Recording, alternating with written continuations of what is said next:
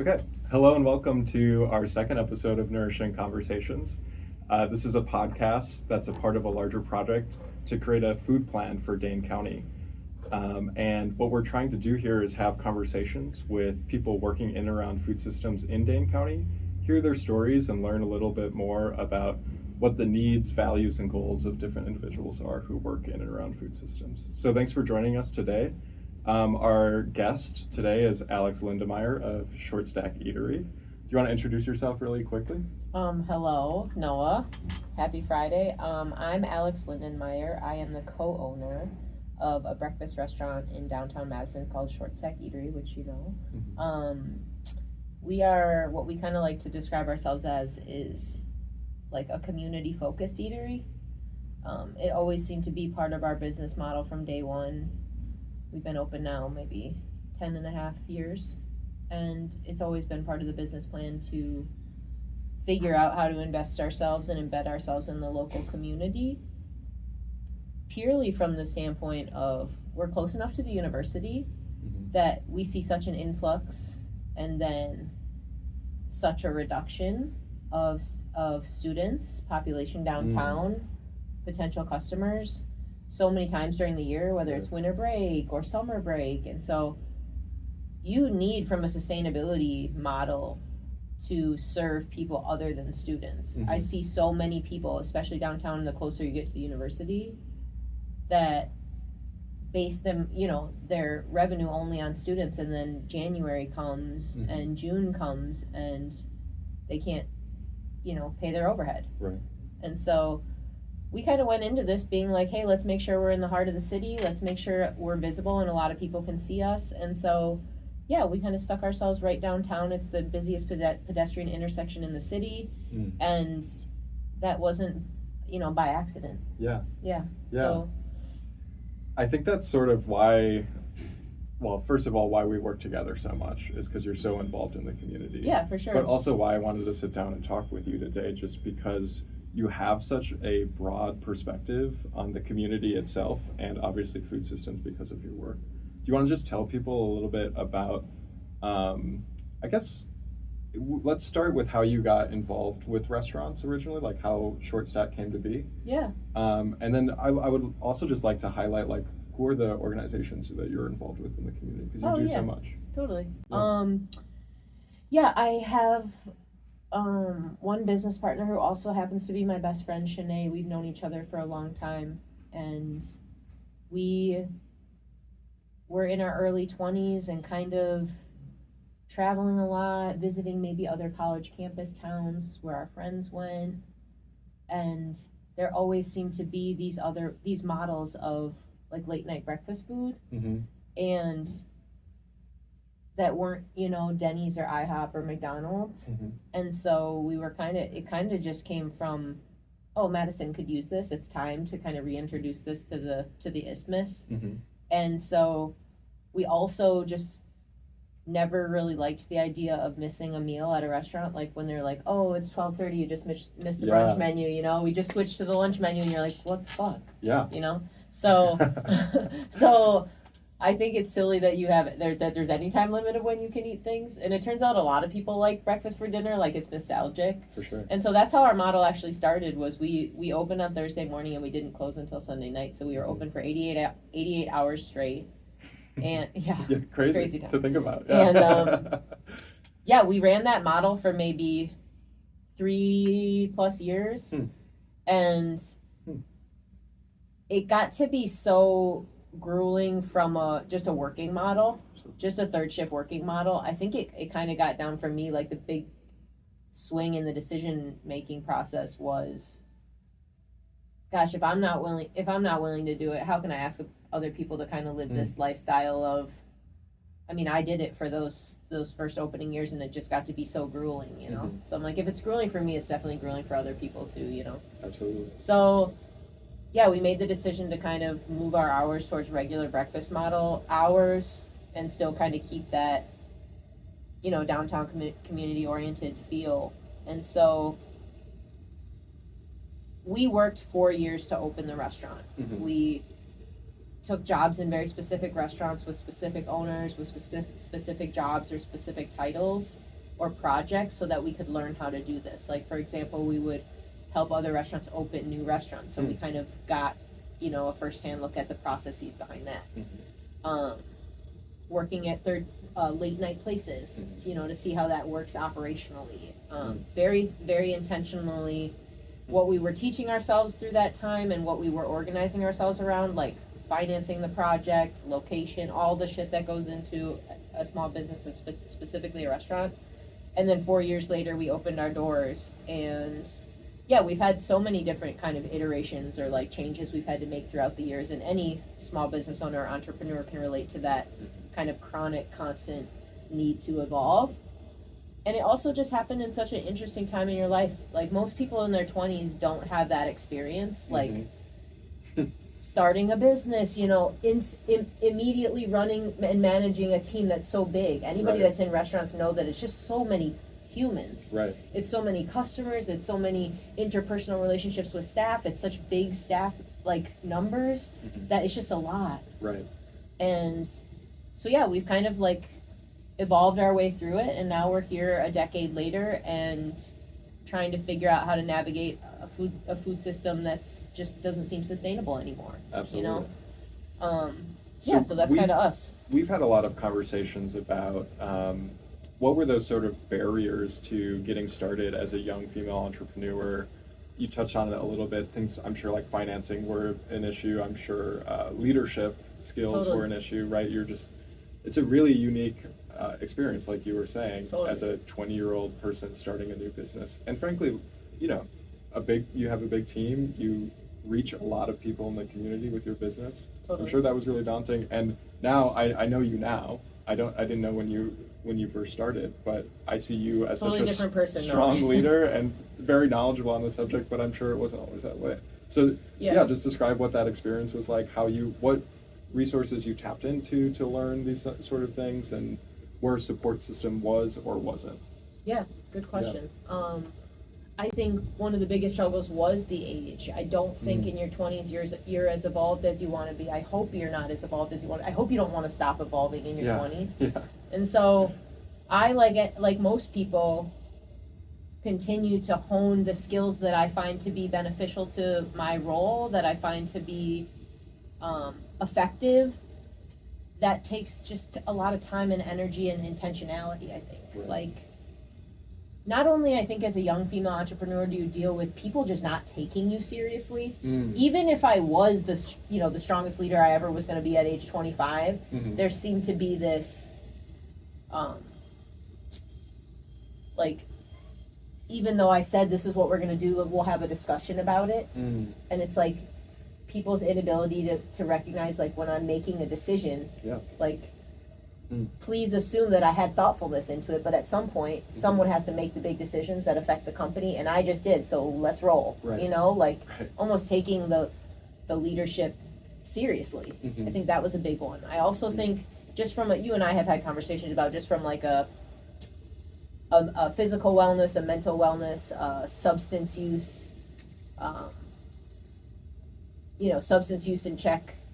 It's a lot to learn being in the service industry of how to navigate all those systems. Absolutely. Because the job physically is so demanding, the stress hormones are high. It just is what it is. It's a stressful job. And so it becomes a full-time job to learn how to combat that. And so that, I think, was such a struggle for so long to figure out, like, some of this shit is just inevitable. Right. How do you do the shit that's in your control? Like, worry about the stuff that you can control. And that means, a lot of things we tap into in DCFC around physical wellness, around mental wellness, around substance use, around building community. So, yeah, I think it's learning how to take all those struggles that are inevitable with entrepreneurship and getting a brand off the ground, and specifically a restaurant industry, project that's just so demanding. It's learning over time how to, build more capacity for resources like DCFC. It only works, it only is because of us, it only works if people show up and participate. Right. And so learning how to build capacity around some of these resources that can help in that struggle. And hopefully, like, the goal is new people coming into the industry or moving to the city have more support than other people might have had in the past. Like, that's the goal, is to build the capacity that might have not been there before. So I'm hopeful that organizations like DCFC have, you know, the right sauce to do that. Yeah, so let's talk about it a little bit. You're involved in quite a few community organizations, but we can talk about DCFC for a little bit. DCFC started in 2022 as sort of like a resource and organizing organization. I kind of hate saying those two things together, but to bring people in the industry together and start solving some of these really complex issues, the support systems that you guys weren't seeing, and start building capacity for that, which I think has been a really interesting exercise. I think we've done a lot of great work, but specifically you've been really central to our programming related to health and wellness. Do you want to just, I think a lot of people watching probably don't understand that connection between the mental health and addiction issues that people in the industry face, and why we're doing, like, I don't think people understand why DCFC does so much work in health and wellness. Yeah. Yeah. I think going back to my point of, like, the job is just stressful, like, period, end of sentence. Learning how to implement tools in your life to set yourself up for as much success as possible to combat that stress is like the winning ticket. And I've only found that through trial and error, and I think a lot of other people that have been in the industry for a long time can attest to it. Becomes a full-time job to combat that. And so DCFC work just makes sense to me. The capacity building makes sense to me. It makes sense that here's all the issues that the food, you know, industry as a whole are facing, and here's the solutions over here in this basket. And DCFC just can kind of hold them and organize them for everyone. Right. I think that makes sense to me. So being involved on the health and wellness side, having, you know, some discipline in my own life around my physical wellness, my mental health, and just the shit I can control. There's so much about this, you know, the food system is so broad and so vast that there's so much shit I can't control. Right. And this is just the stuff I can. And so, I participate in group therapy through DCFC, and I think that it's so validating to sit in a circle of people that can kind of mirror what you're saying and not make you feel crazy and give you, like, really specific, insightful, it's not even advice, it's just kind of like, just like insightful validation. It's really, really been really helpful to me, as opposed to like a one-on-one therapy where I only get almost one person's mirroring. It's so nice to have a group of people that are kind of all looking at each other, and it's like, it just layers on the multitudes of people kind of validating you and saying, like, hey, you're not crazy. Yeah. It's real, like, community. Totally. Yeah. It's that at its core. So it's just stuff that makes a lot of sense to implement in my own life, so that I can start my work week as, you know, as focused as I can, fighting off the inevitable high cortisol levels in my system, you know? Like, it's stress-inducing from a financial standpoint, it's stress-inducing from an interpersonal standpoint, it's stress-inducing from a physical standpoint. All those things kind of show up every day, and so the more that we can, number one, talk about them, and number two, provide solutions to kind of address that, DCFC just makes sense in my life. Yeah. I'll keep showing up. It makes a lot of sense for me. So sort of building off of the last episode that we had, where we really talked about understanding food policy and this, like, contextualizing this food plan within what is a failing system. I think we talked about this a little bit, where it's like, it's nice to have that community where, like, stuff isn't working, right? For so many people working in this industry, if not everybody. And just being able to sit across a table from someone, or a therapy group circle, go to a workout with someone and just say, hey, what's going on? Like, how's it going? Like, that community is essential. But I guess my question to you is, like, outside of just building those connections and that camaraderie, like, what is your vision for taking that to the next step? Like, what do we do to help fix some of these major systemic issues? Or what do you need? You know what I mean? You don't have to have a solution, but where do you need support? Yeah, where I see almost the biggest gaps or like the biggest pitfalls are, I can only speak for myself, but I don't think it's uncommon, especially in a city like Madison, is from a financial standpoint, the overhead is just too expensive. Right. Like just occupancy costs alone, especially downtown on the Isthmus, have gotten to a point of just being predatory. Mm-hmm. And they're not, a lot of landlords are not interested in almost sustainability of for-profit businesses, maybe on the first or second floor of a lot of these buildings, because they probably have 100 units above it that are financing the project, and they don't really need you. You know what I mean? They don't need you to be successful. Yeah. And so I think that's a lot of what's happening with kind of bigger development buildings is like they're not incentivized to have you be successful or sustainable or work through some things to get to longevity. You know what I mean? There's not an incentive.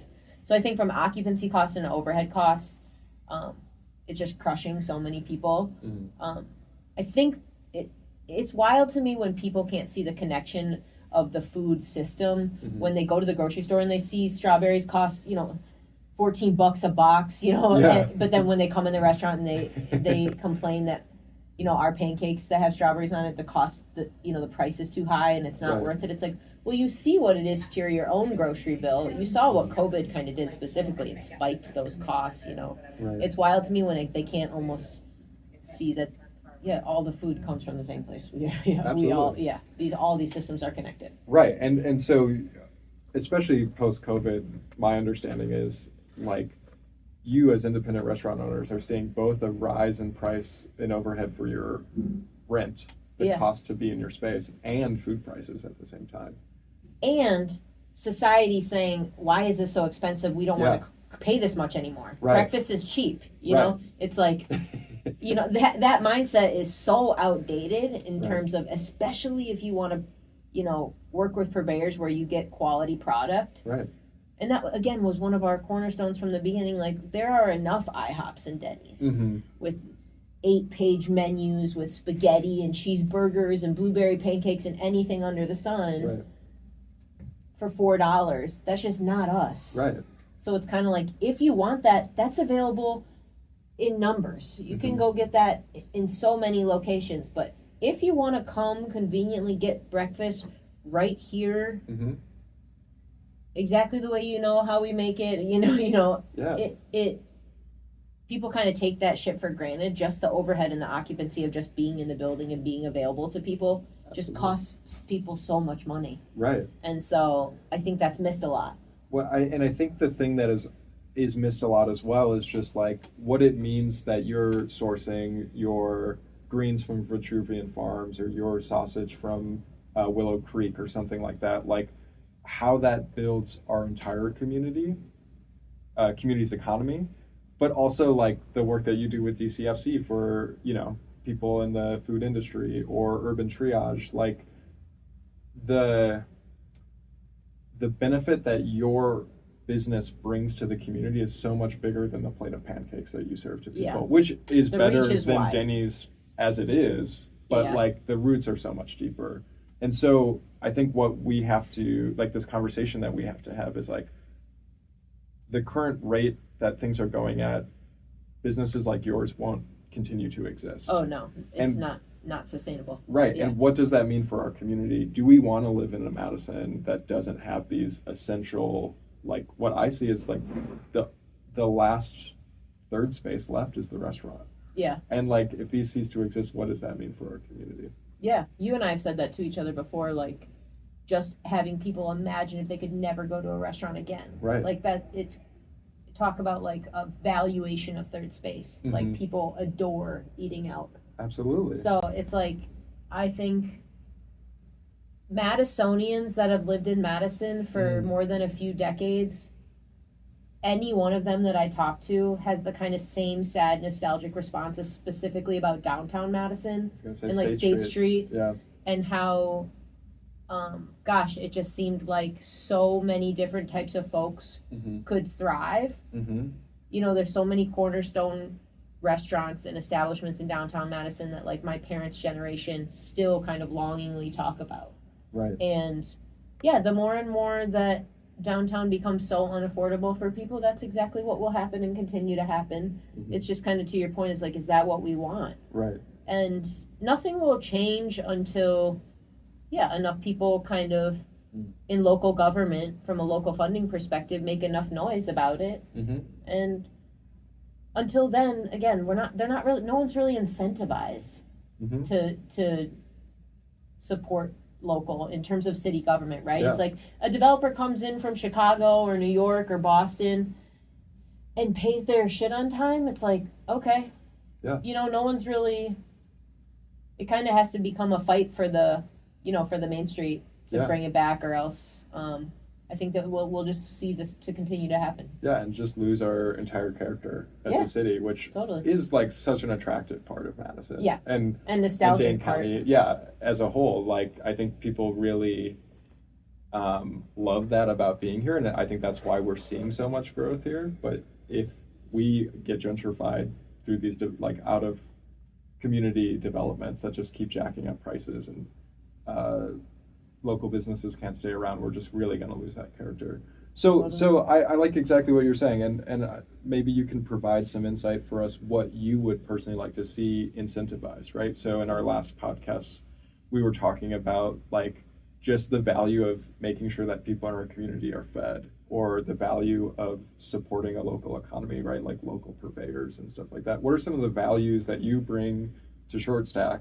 You do such a good job of, on the menus, there's descriptions of why this costs more and stuff like what are the values of your business, and what would you like to see incentivized by policymakers? Yeah, I think it's going back to like, I can only kind of speak for myself, but I would hope that this kind of transcends all industries. Mm-hmm. It's like, first it starts with me, like one human trying to figure out what my values are, mm-hmm. and deciding whether or not I want to have a value-based style of leadership, right? Whether I want my specific personal values to be, the values of this company. Mm-hmm. And it kind of has meshed into me picking up a little bit from everybody along the way that continues to work with me and that has worked with me in the past. It's being kind of a melting pot of leadership styles, Mm-hmm. and it's like, it has to start with me first, and like how I decide to lead my company, and if people want to get on board. It's right. kind of like I have to decide for myself first, and if people kind of can pick up what I'm laying down as a leader, then that has the ripple effect where they go, live their life outside of the four walls of Short Stack a certain way as right. just a member of this community. Yeah. And so I really do think it starts at your own kitchen table, Mm. And I look at Short Stack as that microcosm of like, let's figure out what the shit that we can control, and let's do that here. Mm-hmm. And then hopefully we take some of that with us as humans, and we go out and live our lives out there. Absolutely. And so a few of those things mm-hmm. for me have become some really simple things, like, my idea, you and I have had conversations around, my ideas in terms of leadership are pretty simple. Mm-hmm. I want to lead with integrity, I want to be kind, I want to be loving, and I want to be honest. Mm-hmm. And I think our organization has gravitated towards other organizations in the community that seem to be also kind of wanting to do things that way. Yeah. Be value-based and be really rooted and invested in wanting this to be a good place to live. Yeah. Like I always say, it's selfish. I live here. Yeah. Like I work in this kitchen. Like I want to feel good coming into work every day and going out in my community every day mm-hmm. and Absolutely. Walking down State Street every day. Like I live here. Right. And that I think almost is like the backhanded benefit of investing locally. Mm-hmm. Like it's like it flows both ways, let's say the city government decides that they want to subsidize some part of the overhead of downtown businesses, right? Mm-hmm. Whether that's, I don't know, for an occupancy standpoint or a building standpoint or a tax standpoint, whatever it is. Let's say they want to subsidize some of that and take some of that off of plates of people. Mm-hmm. Gosh, some of the barriers that might be just broken down immediately from a financial standpoint for more people to invest their time and energy downtown, you Right. know? But yeah, to answer your question, I think I've been drawn towards organizations that seem to have kind of those same values, very clear, very simple. Yeah. And we've partnered, in a million different kinds of ways with all kinds of community partners. There's an infinite amount of things that we can do to build capacity around community members, and some of them make more sense than others. Like some of them, DCFC makes a lot of sense to me that Short Stack would partner with and be involved in and help build capacity around. But there's other organizations that we partner with merely for the fact that they help us too. Like we get a big benefit out of it. Right. It's almost like those are the relationships that have been the most sustainable for us, for community partners, is like a mutual benefit. Yeah. Instead of just feeling like there's this power structure or power dynamic, it's like, no, this energy flows both ways. Yeah. And so many organizations we work with that are Black led, specifically female Black led, there's an energy exchange that happens intentionally and unintentionally of us as white business owners in downtown Madison needing to figure out how to do less harm. If we said, as value-based leaders, we want to be kind and loving and all those things, then we better figure out how to do less harm to people that don't look like us, because we've been indoctrinated. Right. And so a lot of these partnerships with organizations have been such a mutual benefit to us. I can't explain to you, it's priceless. Right. To figure out how to build community with people whose lives and experiences are just so different than ours. Right. To figure out how white people can kind of learn how to be a little less racist every day. I think that's the journey I find myself on now. That's the journey I'll find myself on probably for the rest of my life, is just figuring out how to do less harm. Yeah. Be less of an idiot in the realm of, working with all kinds of folks. Absolutely. So, yeah. Talk about those organizations and maybe like some of the programs that you've been through. I think one of our biggest partnerships is with an organization called Urban Triage. But we partner with 4 organizations all year round very intentionally. We used to do a program where every month we would donate a percentage of our sales and our time, effort, and energy into every month. And that felt like such an impossible way to build capacity and relationships with organizations, where it's like, okay, see you next year. Yeah. After 4 weeks, it's like I never see you again for a year. Right. And so we changed that model after we realized, like, hey, the goal here is to build capacity and build relationships and build friendships with people. That doesn't seem to be able to happen when we have a month of time together. So we picked 4 organizations. Urban Triage is an organization here in Madison. Foundation for Black Women's Wellness, also founded here in Madison and serves all of Dane County in the state. Progress Center for Black Women, I really like the fact that we have one of these organizations, Sabrina Madison, downtown Madison. That's a big deal. You'll look around downtown and you can walk around downtown. You're not seeing a lot of female Black-led organizations, sitting there, organizations right on the Capitol Square. I think that's really cool. Yeah. And that is, we just want to build capacity around downtown in general. And if we want downtown to be thriving, people like Sabrina Madison need to be downtown with it.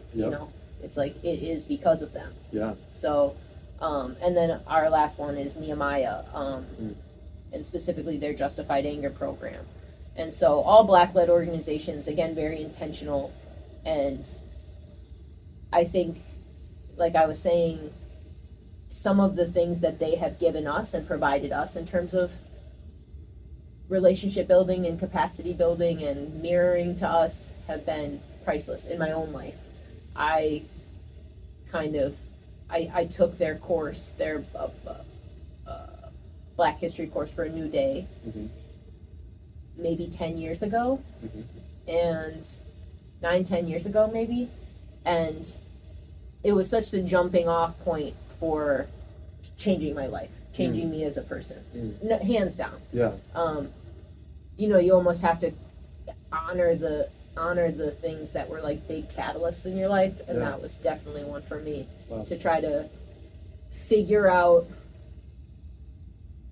why I was so racist, why I am so racist, what does that come from, what are the systems at play here, what's the water that I'm swimming in that's making me wet every day, you know, like, so that you could figure out how to, like, unlearn and reprogram it. Right. And that's just, once you've been through so many years of your life developmentally a certain way, and you reach a kind of catalyst moment, it will take so much time and energy moving forward to undo all that. Yeah. And so that work has been so interactive with these organizations like Nehemiah, like Urban Triage, that also has such transformational educational programs that we can tap into. Like, me and my business partner both went through, Brandy Grayson over at, shout out Urban Triage, went through a course that she offers called Co-Conspirators, where it's white folks just breaking down white supremacy, just to understand the systems at play, right? A lot of it, racism doesn't have to do with color. It's like, it's a system. Yeah. And white supremacy is a system that we have to figure out how to operate outside of this fishbowl, Right. So, yeah, some of those educational programs that these organizations have undoubtedly changed my life. Right. Yeah. So, pretty cool. Yeah, that's amazing. I think something we can all take from that is, like, to do that work ourselves, and in different systems, whether that's a restaurant or businesses in Dane County, or if that's government officials as well. Like, those systems are just as racist as any other system that's been. By design. Right, yeah. Exactly. And it's on just purpose. In the context of history. Yeah, I think that's really inspiring. And we're watching it play out now in modern day, and it's kind of like, absolutely, some of these educational programs take you back to transatlantic slave trade all the way to modern day Madison. Like, how did we get here? Yeah. Sometimes it's so nice for our intellectual brains to just see it splayed out like that, to understand it, and so really helpful in understanding, like, why we are here now. Oh, that's really cool. Thanks for sharing that. Yeah, I think in terms of leadership development, if people want to be strong leaders, especially white folks, if you want to consider yourself a strong leader, to your point, like, this is the work you have to do on your own. You have to seek this out. You have to make it a priority, and it will have the trickle-down effect. It will have the ripple effect by proxy. Madison's small enough where I think to myself, we make all of our management team, anyone on our leadership team has to go through the course. Cool. And we also pay for anyone else that's not on the leadership team to go through it. We pay for them to go through the course, but the thing I like that we set up is we pay them for their response to each class. Like, I want to hear how your brain is figuring this out, this harmful shit. Yeah. Because, like, unless we can all collectively as white people see the harm, just kind of splayed out and watching our brains learn a different way, that's the accountability that has to happen in the white public right now, yesterday, immediately. Right. And so I think that ripple effect from a leadership perspective, that's your work to do as a leader, so that will trickle down. That's how a lot of organizations are set up, from a certain type of hierarchy. Yeah. So that's how it's set up to begin with. You might as well pump some helpful, less harmful shit in there. Absolutely. Yeah. Incredible. I really like where this conversation has gone. I wasn't expecting to touch on that today, but I think it's really important for people to hear, and I do think you're a leader as a, like, white business leader in this space, right? Yeah. Like, other people aren't doing the work that you're doing. Yeah. They should be. All of us should be. It's time. It's past time. Right. Yeah. So if we could wrap up our conversation today, I'm just going to sort of throw a very open-ended question to you. You talked a lot about your values, different systems that either work for you or haven't been working for you, but if you could just wave a wand and see a new food system in Dane County, what are some of the things that you would see, or, like, what are some of the adjectives you would use to describe that food system? I think I would wave a wand and just have people understand that the system is so vast and it took so much to get this plate of pancakes, in front of you. Yeah. Like, the amount of hands it touched, literally. I think people lack the knowledge. I think there's just an ignorance around it. Absolutely. And then I also think people don't necessarily value the labor, right? They don't value the people that are picking the food, that are washing the food and hauling it down to your fancy farmer's market on the square. Like, I think the valuation piece in the public and the kind of lack of ignorance of knowing how much, Yeah. how many hands it took to get you this plate of food at the end of the day. So Yeah. I think my magic wand would be about public perception. It would be about public valuation. Yeah. I think a lot of times people don't recognize how harmful that is to a organization when you leave a 1-star review and all you say is, this is like my biggest pet peeve in terms of the world of reviews, is like you start with like, oh, the food's good, but it's so expensive, or but not worth the price, or but something about the food quality's good, Yep. but I can't value it with my money. And it's like in U.S. capitalistic society, that's how you show value. Right. We've set it up this way. So if you don't value it, it's hard. You go back to how people love restaurants, you know, Right. and they can't get enough of dining out. But Yeah. I think I would wave my magic wand around public perception. Yeah, absolutely. And make people kind of aware of the fact that there's a lot of people working hard behind doors. Absolutely. Who probably don't have health insurance or aren't getting paid Who a have fair to feed wage. 5 kids. Yeah, who have to exactly. feed, Yeah. just People like you just in any other assume- industry. Yeah. Yeah, food is cheap and easy to. It's yeah, not. It's Yeah. not. It's really hard. And the reality to me is like, you don't get that quality plate of food without actually having a really great supply, Yep. right? And like knowing where everything's coming from Yep. and knowing the value that everyone's putting in at every stage along the way. Totally. Well, thanks so much for joining us today. Yeah, This thanks was for such a having me, great Noah. conversation. How fun. Yeah. Thanks, guys. Yeah. Bye. Bye.